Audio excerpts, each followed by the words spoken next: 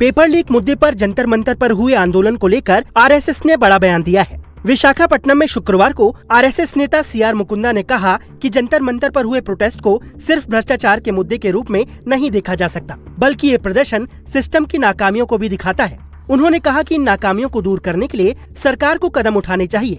देश की व्यवस्थाओं में कमियां हैं, लेकिन बदलाव अव्यवस्था या विनाश के रास्ते से नहीं लाया जा सकता। दरअसल संघ ने विशाखापट्टनम में 3 दिनों की अखिल भारतीय समन्वय बैठक का आयोजन किया है, जिसमें कई मुद्दों पर चर्चा हुई। महाराष्ट्र के धर्मांतरण कानून पर जमीयत उलेमा ए हिंद ने कड़ी आपत्ति जताई है। जमीयत उलेमा ए हिंद के अध्यक्ष मौलाना महमूद मदनी ने कहा कि कानून के कुछ प्रावधान धार्मिक स्वतंत्रता, निजता और अंतरात्मा की आजादी को प्रभावित कर सकते हैं। मौलाना मदनी ने कहा कि भारत की ताकत उसकी अलग अलग धार्मिक और सांस्कृतिक पहचान है।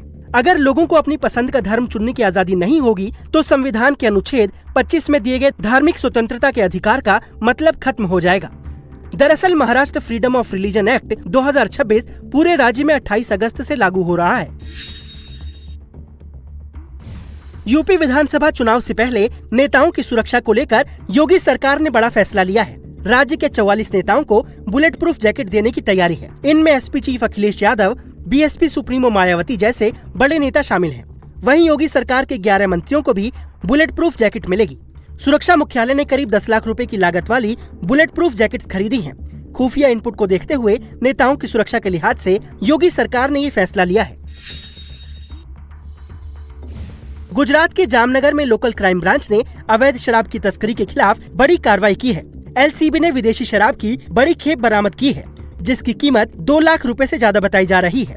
दरअसल जामनगर लालपुर रोड पर एलसीबी ने चेकिंग के दौरान एक ऑटो की तलाशी ली, तो सीट के नीचे सीक्रेट चैम्बर में शराब की बोतलें मिली, जिन्हें छिपाकर ले जाया जा रहा था। शिवसेना उद्धव गुट के सीनियर लीडर और मुंबई की पूर्व महापौर विशाखा राउत का जाति प्रमाण पत्र रद्द कर दिया गया है। पालघर जाति प्रमाण पत्र सत्यापन समिति ने अपने आदेश में कहा है कि विशाखा राउत का जाति प्रमाण पत्र सक्षम प्राधिकारी की ओर से जारी नहीं किया गया था। इसके अलावा विशाखा ने प्रूफ के तौर पर जो डॉक्यूमेंट्स पेश किए थे, उनमें भी खामियां पाई गई। प्रमाण पत्र रद्द होने के बाद अब विशाखा राउत के नगर सेवक पद पर भी संकट मंडरा रहा है। विशाखा राउत मुंबई के वार्ड नंबर 191 से नगर सेविका हैं।